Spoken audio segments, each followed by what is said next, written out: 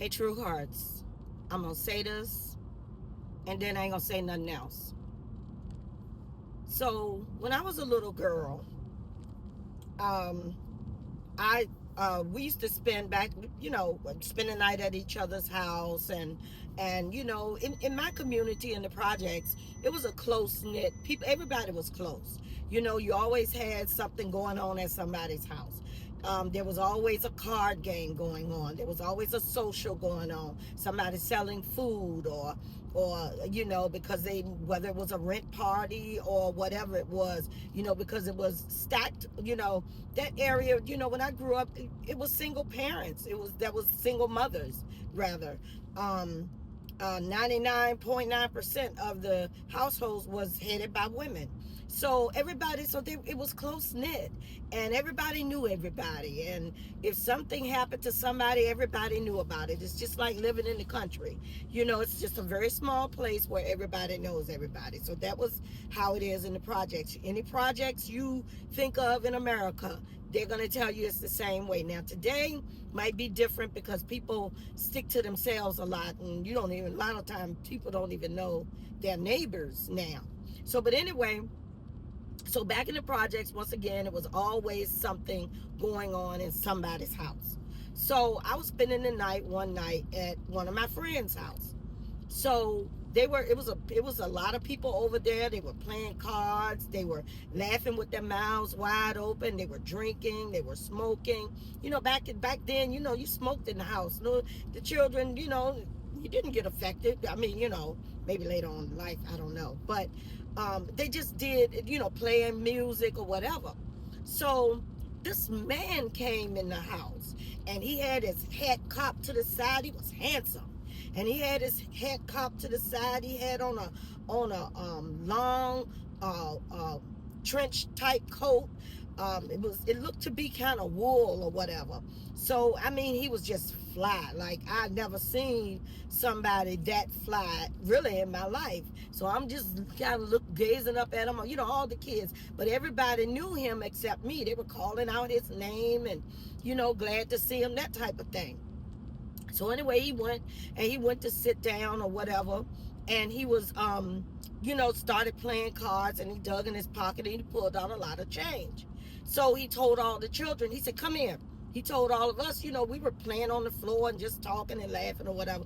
And he told all of us, he said, "Everybody," he said, "all you children, y'all come here." He said, "Everybody come here." So when everybody else got up, I got up and went to him too.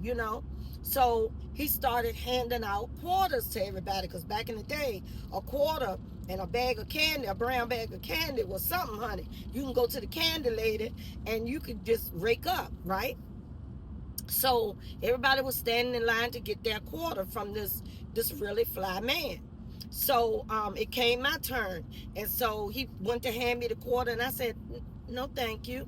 And he said, "Yeah, baby, take the quarter." I said, "No, no, my mama told me I can't take no money from no man." Back in the day, my grandmother told me you can't take money from a man, and you can't sit on a man's lap.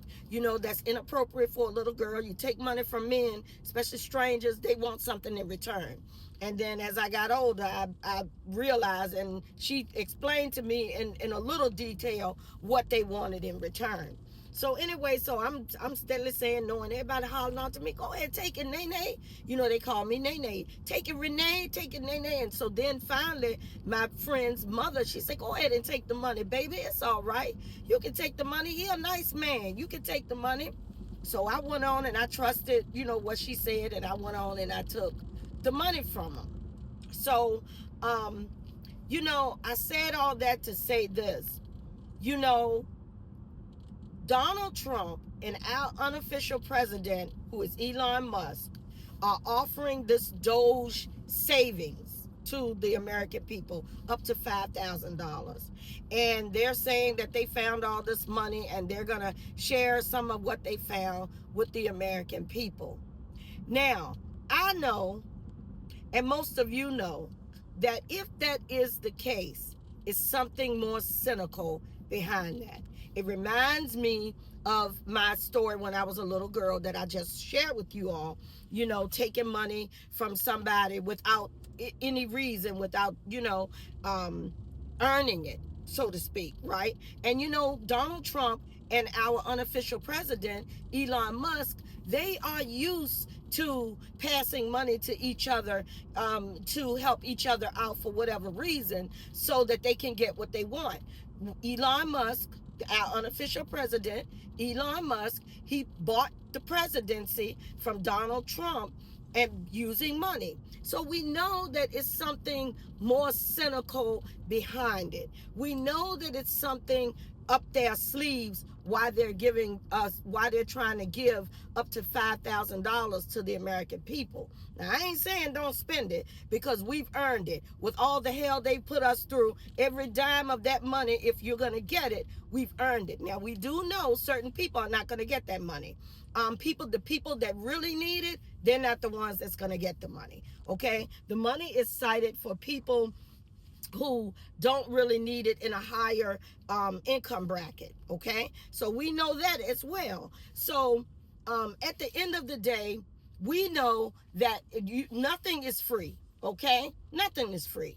So it's no need for us to sit and think that it's any different with this money that they're offering the American people. We have to be very wise, and we have to realize not that we're not going to spend it, you know, if we get it, but what we have to realize is that should not change what we know about them and how we feel about them. Don't let that change, because they are definitely up to something.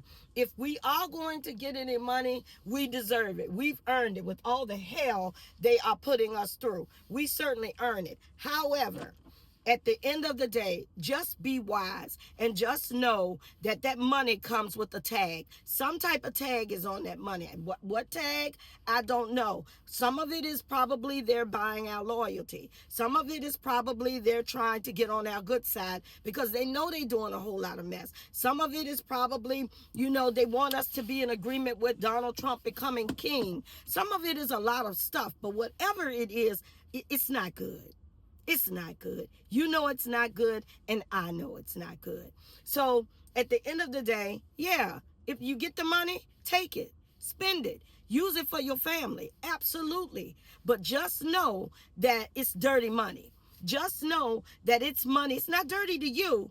It's dirty for what they're doing. Okay? Just know that it's something behind that so-called giving us, you know, savings, some type of savings for whatever reason. Just know that. And I wouldn't feel bad about it. I certainly wouldn't feel bad about it, because we as Americans, once again, with all the hell they are putting us through, all the people that they're laying off, our federal government employees that we, by the way, need. You know, I never realized just how important the federal government employees, our federal government employees are, until they start laying them off and until it starts affecting us. And if it hasn't affected you yet, it will. In some way, I don't care who you are, young or old, it will affect you. So at the end of the day, just know that it's something up their sleeves, okay? Spend the money, have fun with the money, use the money for you and your family, but just know it's something up their sleeves. And by the way, the man that gave us the money that day, and that I took the money from, that I had to be convinced to take the money from, he ended up being my stepfather. Have an amazing day.